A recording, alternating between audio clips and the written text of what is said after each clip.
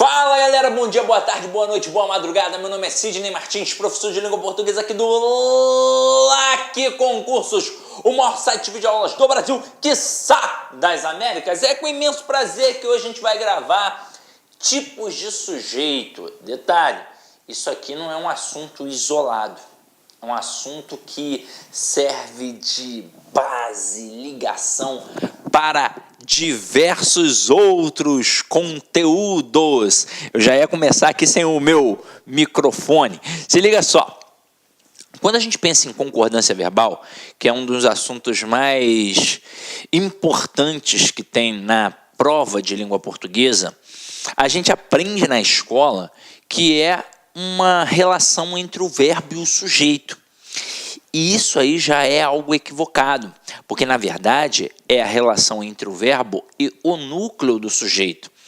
Então, numa questão de concordância verbal, o avaliador pode facilmente ludibriar o candidato colocando uma frase muito grande. Aí ele coloca um sujeito enorme, várias palavras no plural e adivinha, vai colocar o verbo no plural, pois você aprendeu que o verbo concorda com quem? Com o sujeito. Para piorar, ele provavelmente vai colocar uma frase que faça sentido. Então aí acabou com a tua vida. Mas o verbo não concorda com o sujeito. O verbo concorda apenas com o núcleo do sujeito. E quem sempre vai ser o núcleo do sujeito? O substantivo sem preposição. Então vamos lá. Esse primeiro conteúdo eu já tenho que ter em mente. Eu tenho que me agarrar a ele. Mas não adianta saber isso se você não souber, por exemplo, identificar um sujeito.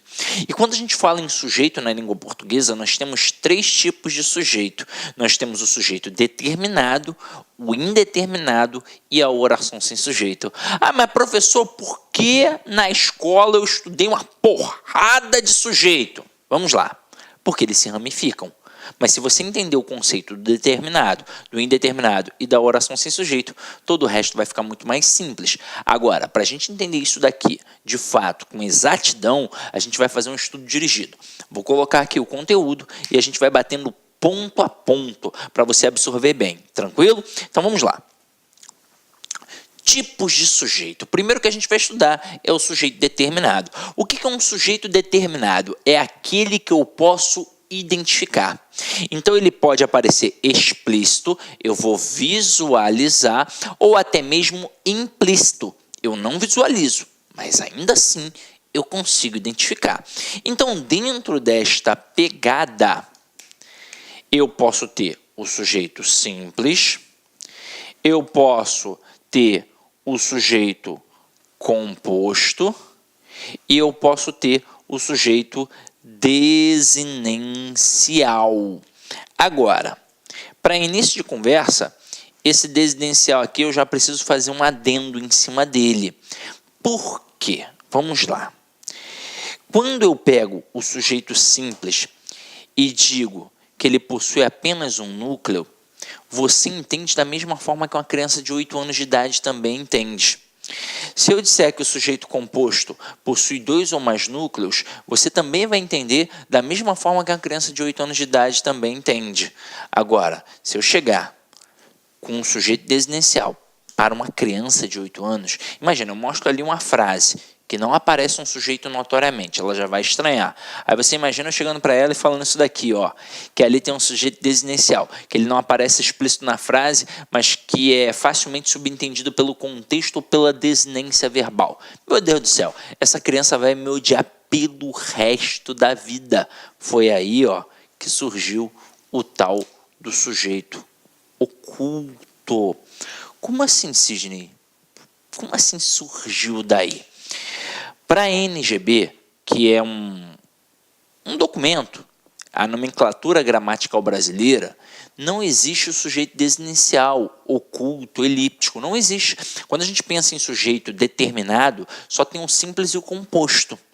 Aí, esse sujeito oculto surgiu na tradição escolar. Foi a famosa tia Teté que criou, foi uma das melhores criações pedagógicas. A partir disso veio surgir na gramática. Por exemplo, na gramática do Celso Cunha tem lá grandão, sujeito oculto.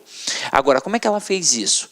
ela simplesmente disse para a criança que era um sujeito oculto. Aí a criança entendeu. Ah, tia, você fez assim. Ele está ali, né? Eu só não estou vendo. É igual ao meu amiguinho oculto. E foi exatamente assim que surgiu o sujeito oculto em nossas vidas. Eu, particularmente, prefiro chamar de sujeito desinencial, porque a gente depreende pela desinência verbal. Então, nada mais justo que chamar de sujeito desinencial, já que eu o descubro pela desinência. Mas eu posso chamar de desinencial, de oculto ou de elíptico. Mas vamos por partes. Vamos lá. Primeiro aqui, o sujeito simples. Olha só essa frase. Um galo sozinho não tece um amanhã. Quem é o sujeito nesta frase? Responda aí, ó. Eu escutei um galo? Não. Como é que eu descubro quem é o sujeito? Eu acho o verbo e pergunto a ele quem é o sujeito. Sempre quem ou o que. Mas aí você vai reparar que tem uma palavra negativa acoplada ao verbo. E quando tem uma palavra negativa acoplada ao verbo, ela entra nessa pergunta. Então, ó, quem ou o que não tece o amanhã? Aí a resposta, um galo sozinho. Tudo isso. Agora, isso tudo é o meu sujeito. Mas quem é o núcleo do sujeito? É sempre o substantivo sem preposição. Aqui no caso é a palavra galo. E quem verdadeiramente concorda com o verbo? Não é o núcleo do sujeito? Então, ó, se o núcleo está no singular, o verbo fica no singular. Agora olha a próxima frase.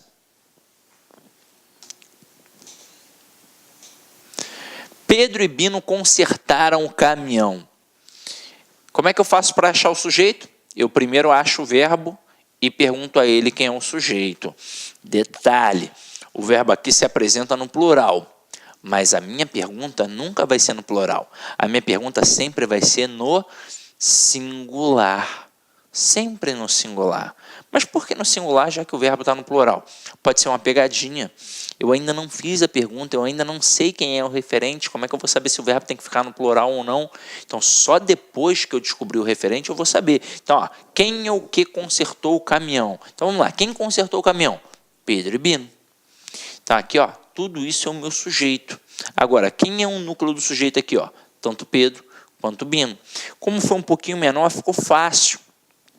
Mas isso poderia ser uma sentença grande. Então tem que avaliar com calma. Não é porque o verbo apareceu no plural que o sujeito é composto, não. Tem que olhar com calma. Então aqui nesse momento, como eu tenho dois núcleos, o verbo tem que concordar com os dois núcleos. Por isso fica no plural.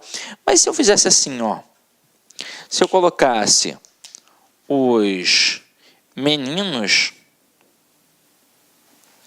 quebraram uma cadeira. Quem é o sujeito? Os meninos. Quem é o núcleo do sujeito? Meninos. Sujeito simples ou composto? Eu te pergunto. Sujeito simples, obviamente. Pois quando eu falo que o sujeito simples possui apenas um núcleo, eu quero dizer que possui apenas uma palavra como núcleo. Não importa se ela está no singular ou no plural. Isso não vai influenciar no tipo de sujeito. Isso influencia na concordância verbal.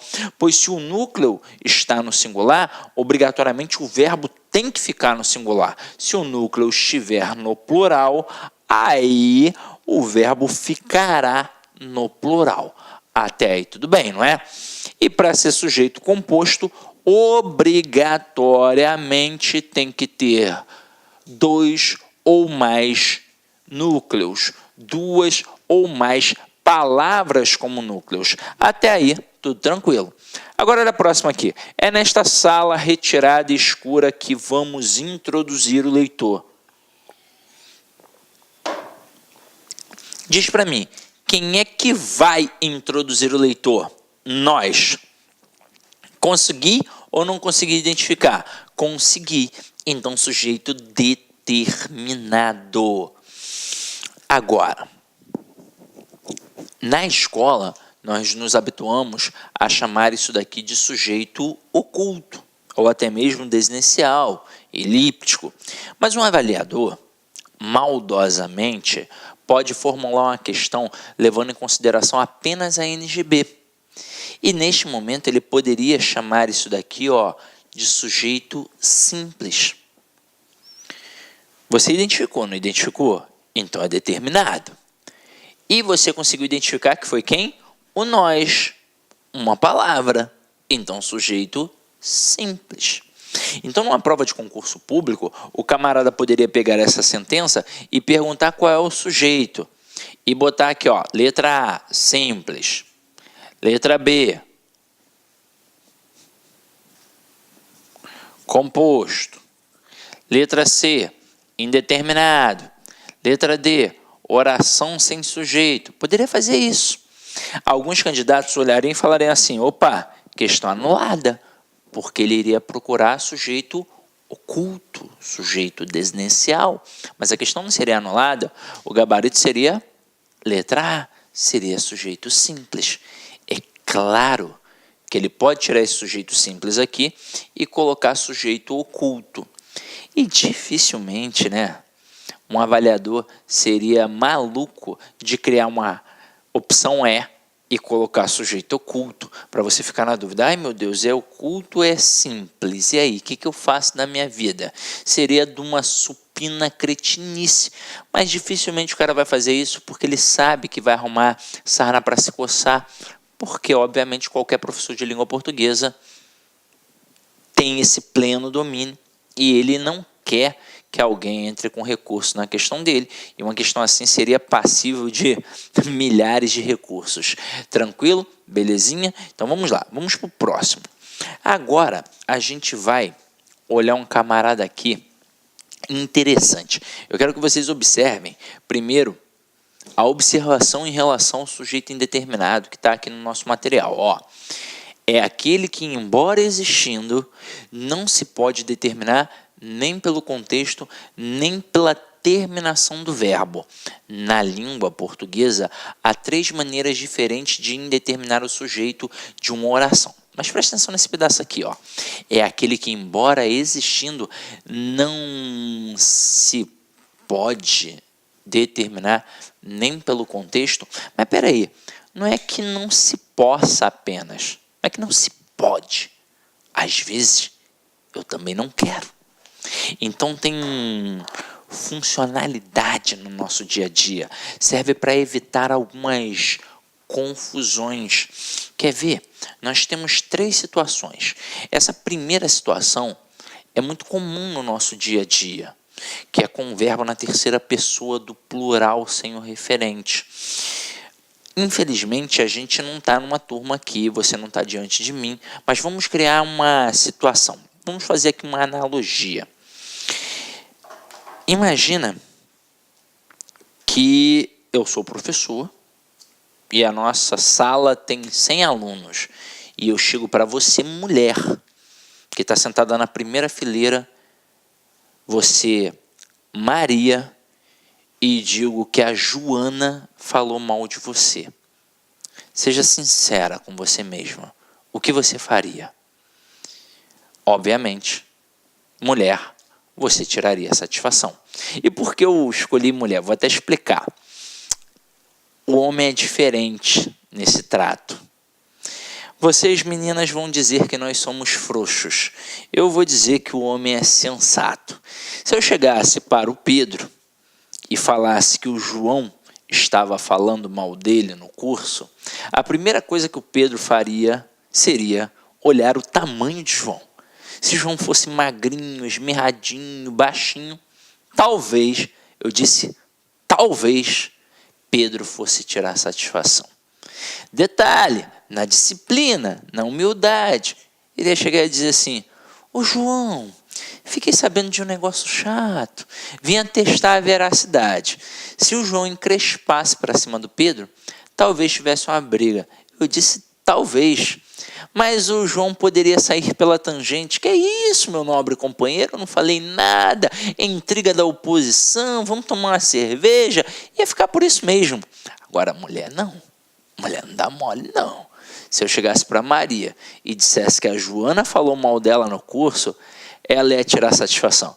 Não importa se a Joana é a Graciane Barbosa, poderia ser grandona, fortona, ela ia tirar satisfação. Detalhe, né? Na disciplina, na humildade, não. Ia chegar para ela e falar assim: ô minha filha, tu tá maluca falando mal de mim? Tu vê lá, eu dou na tua cara, hein? Detalhe, Joana não sou eu. Joana não é Pedro, Joana não é João. Nós homens, nesse momento, estaríamos com muito medo. Eu iria sair correndo. Mas Joana é mulher, e mulher nasce preparada. Ela não ia dar mole, ela fala: que é isso, minha filha? Tu tá maluca? Eu é que dou na tua cara, não sei o quê. Ia começar aquele zum, aquele bafafá. Em algum momento, a Joana ia falar assim para Maria: mas vem cá, quem foi que te disse isso? Aí a Maria: foi o Sidney. E aí, ó, ferrou. Porque arrumar problema com uma mulher já é algo perigoso, imagina com duas. Mas o que eu faria para me livrar desta situação? Olha como é que a língua portuguesa é brilhante. Eu utilizaria o verbo na terceira pessoa do plural sem um referente. Eu chegaria para você, Maria, e diria: aí, Maria, bem falaram mal de você ontem aqui no curso. E aí, te conhecendo um pouquinho agora, como eu já te conheço, você ia fazer assim: me diz quem foi que eu vou matar. Vai falar: calma, Maria, pelo amor de Deus, eu não vi não. Eu só ouvi, estava ali no bebedouro. Mas aí concorda comigo que se eu simplesmente disse: falaram mal de você aqui no curso, a Joana jamais vai poder tirar satisfação comigo, porque eu não disse o nome dela. Se um dia a Maria descobrir, problema delas. Eu não disse que foi a Joana, eu disse falaram, não sabia que era você não. Agora, detalhe, concorda comigo que pode ter sido só a Joana, mas que pode ter sido todo mundo da sala? Porque o sujeito é indeterminado, não tem como quantificar, não tem como determinar, não tem como definir. Então, toda vez que eu utilizo o verbo na terceira pessoa do plural sem um referente, eu terei um sujeito indeterminado. Falaram, cantaram, cantam, dizem e por aí vai. Aí tem aluno que fala assim para mim: mas Sidney, eu confundo o sujeito indeterminado com o sujeito oculto. Eu pergunto: horas, mas por quê? Aí ele diz assim: ora, da mesma forma que eu identifiquei o nós nesta frase aí do leitor, eu também consigo identificar o eles nessa frase aí do governo. Eles falaram mal do governo. E pensa comigo uma coisa: quando eu digo que consigo identificar o eles, quem é o eles? Quem é? É o Guinho e o Zezinho ou é a torcida toda do Flamengo? Eu não sei. Não tem como quantificar. Não tem como definir. Agora, quando eu digo que identifiquei o nós, pelo menos um camarada está de fato identificado. Quem? Eu. Então, se eu tenho primeira pessoa, eu tenho um elemento identificado. Tudo bem que é a primeira pessoa do plural, mas é um termo determinado. Quando for terceira pessoa do plural sem o referente, sempre vai ser sujeito indeterminado. Agora, outra coisa seria se estivesse escrito. Se eu tivesse escrito eles falaram mal do governo, aí teria um referente. E aí seria um sujeito simples, porque a palavra eles seria o núcleo do sujeito. Agora, se não tiver o referente, é sempre sujeito indeterminado.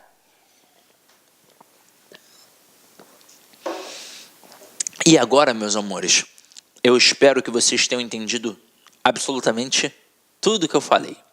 Porque até aqui, essa matéria foi de Deus.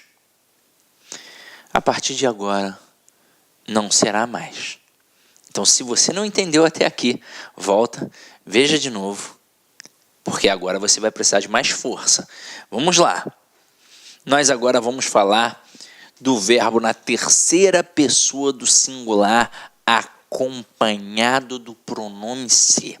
Então aqui, ó, precisa-se de empregadas. Que alguém precisa, eu sei. Mas quem é que precisa? Eu não sei. Então, ó, sujeito indeterminado. Aí vem um avaliador e coloca assim, ó: vende-se casa. Ora, que alguém vende, eu sei. Mas quem é que está vendendo? Eu não sei. Então, sujeito indeterminado. O problema é que aqui agora não é sujeito indeterminado. Aí, nesse momento, alguns alunos vão ter dificuldade. Como a gramática tenta solucionar isso? E como nós aprendemos na escola? Quando aparece um verbo mais um pronome ser, eu posso ter de fato um sujeito indeterminado, mas eu posso ter um sujeito determinado. E quando é que eu vou ter um sujeito determinado aí? Quando eu estiver diante de uma voz passiva sintética. Ai, meu Deus do céu, o que é isso? Vamos lá. Quando eu falo em vozes verbais, eu tenho 3 a priori pela gramática tradicional. Eu tenho a voz ativa, teoricamente aquela na qual o sujeito pratica a ação. Eu tenho a voz passiva, teoricamente aquela na qual o sujeito sofre a ação. E eu tenho a voz reflexiva, teoricamente aquela na qual o sujeito pratica e sofre a ação em si mesmo. Quando eu pego essa voz passiva, que cai bastante em prova, eu tenho uma divisão primária. Eu tenho a voz passiva sintética e eu tenho a voz passiva analítica. O que seria a voz passiva sintética? Ela é menor, composta de verbo mais pronome ser. E o que seria a voz passiva analítica? Ela é maior, composta de uma locução verbal, em que eu teria um verbo principal no particípio, com aquela terminação em ado e ido, e eu teria um verbo auxiliar, que será o verbo ser. Então, quando você se depara com um verbo mais um pronome ser, pode ser que seja da voz passiva sintética. E como é que eu faço para saber se é voz passiva sintética de acordo com a gramática? Eu tento pegar essa frase e transformá-la numa voz passiva analítica. Basicamente, ele quer que você pegue o verbo pronominal e o transforme numa locução verbal. Vocês vão ver que na frase acima não será possível e na frase de baixo já será possível. Então, aqui em cima, daria para eu dizer de empregadas são precisadas? Não, por 2 motivos. Primeiro, que eu alteraria completamente o sentido. Quando eu digo precisa-se de empregadas, eu sei que alguém precisa de uma empregada para trabalhar, seja numa casa, seja numa empresa. Se eu disser de empregadas são precisadas, parece que tem um monte de empregada passando fome, passando necessidade. Agora, eu posso ou não posso dizer que a casa é vendida? Eu posso. E geralmente em provas, o cara ainda faz assim, ó. Já que aqui o termo está no plural, vou colocar aqui no plural também, ó. Vende-se casa. Olá, meus amigos, minhas amigas, sou o professor Luiz Antônio Carvalho, com muito prazer, muita satisfação, estou aqui para fazer um convite muito especial para você que quer estudar com antecedência, com planejamento, com foco para o concurso da Prefeitura Municipal de Cuiabá. Você acabou de assistir um vídeo demonstrativo, não é nem uma aula completa, para você conhecer os nossos professores, os nossos mestres aqui da Lá Concursos. Eu digo para você o seguinte, nós aqui da Lá Concursos, nós estamos fazendo um super curso pré-edital para a Secretaria Municipal de Educação de Cuiabá. Concurso esse autorizado, concurso esse que, segundo o prefeito, deve ser publicado edital ainda no primeiro semestre de 2019. Claro que isso pode se antecipar um pouquinho, atrasar um pouquinho, mais importante que o concurso vai sair. Este nosso curso pré-edital custa apenas 10 parcelas de R$20, é isso mesmo, R$200. Professor, presta, foi bom? Cara, testa, vai lá, experimenta que você vai ficar fã de carteirinha da Lá Concursos, né? Prazo de acesso 120 dias. Nesse prazo de acesso, quero falar para vocês o seguinte, né? Este curso é um pré-edital básico que a gente tentou aí montar uma estrutura para atender tanto os cargos de nível médio quanto nível superior. Quando o edital for publicado, né, nesse período aí, se você tiver prazo de acesso válido, você vai ter condições de fazer o seguinte, o upgrade da sua assinatura. A gente vai estar ajustando a custo zero para vocês, claro, dentro da nossa matriz curricular. Professor, depois dos 120 dias, o negócio enrolou. Aí é o seguinte, aí você tem direito a 50% de desconto na renovação da sua matrícula por mais 120 dias. Bacana? Então espero vocês aqui aqui na Lá Concursos, pode ter certeza absoluta. Nós fizemos aí uma campanha aí de sucesso em 2017 na SEDUC. Nós tivemos alunos aprovados dentro do número de vagas.